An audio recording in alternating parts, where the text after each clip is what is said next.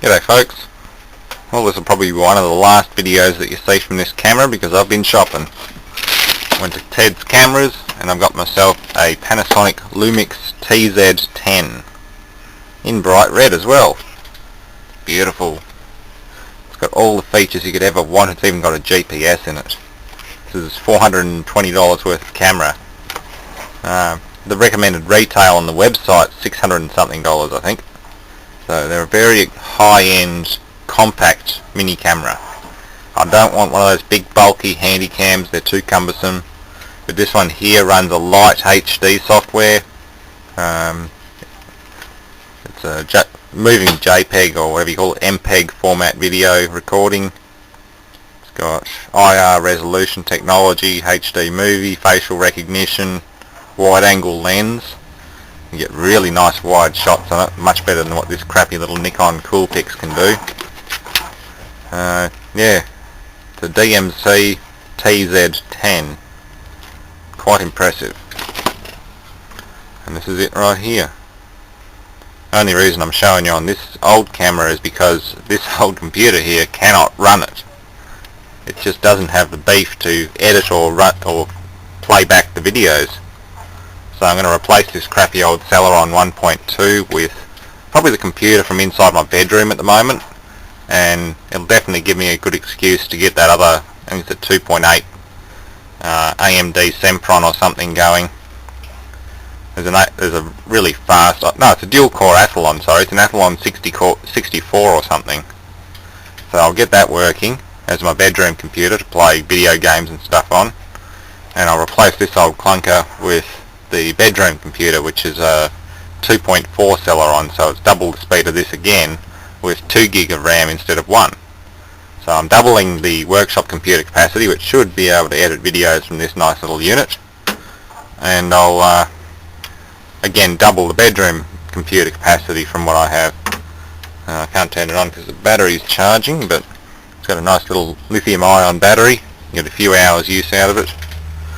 But they are a very nice camera. If you look up the TZ10 on the Panasonic website, you'll see what I mean, because it's got the lot. I'm going to take care of it though. Now, I've got a little holster and an SD card reader with it as well. I paid $420 all up, I think. And yeah, I've already tried to play back a video, and the sound that I could hear was really nice. It wasn't raspy or crackly like you hear on this. But I'll be doing some videos throughout the week to test whether or not it can handle high decibel levels without freaking out. A lot of cameras start clipping by making crackling or popping sounds. So we'll try running the Toyota engine and other stuff, see if it can handle an angle grinder, smashing a TV on the floor, maybe popping a universal motor.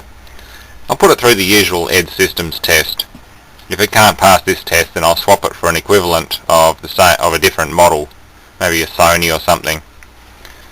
Can't really refund it now that I've spent the money there, but you can swap from one model to another within the 14-day trial period. So they're quite good at Ted's cameras. But yeah, that'll do for now. I've got a drinking fountain to troubleshoot. It's the big brother to the one that I gave Brad. Yeah, this thing here.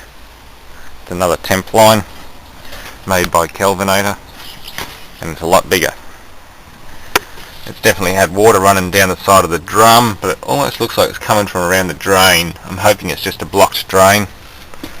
He said something about being rusted out, but I know the coils inside these chiller drums are all copper, so that shouldn't be a problem. I believe it'd probably just be a blocked drain, and you can see where water has run down the sides of the drum and over this pan, and it's gone down on the compressor and it's gone down into the bottom tray.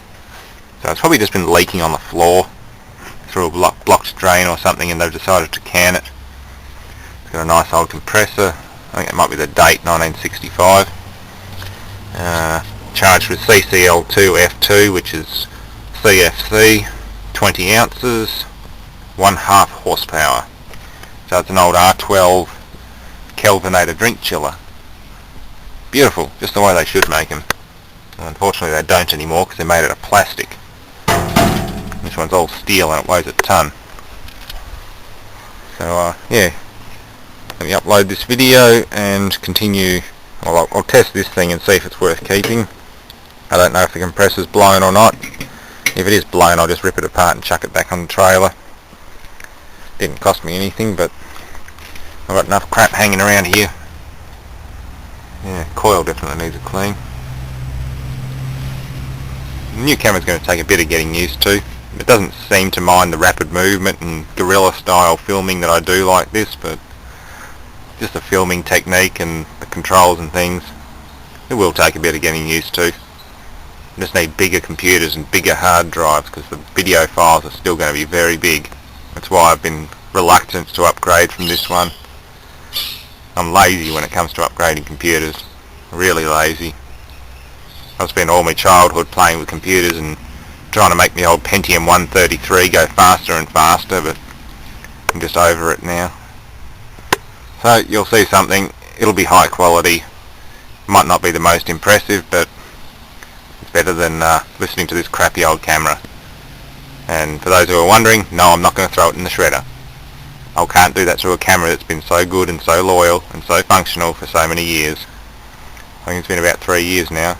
700 and something videos, nearly 800 videos. Well over $500 in partnership revenue from this camera. I can't crush it. No way.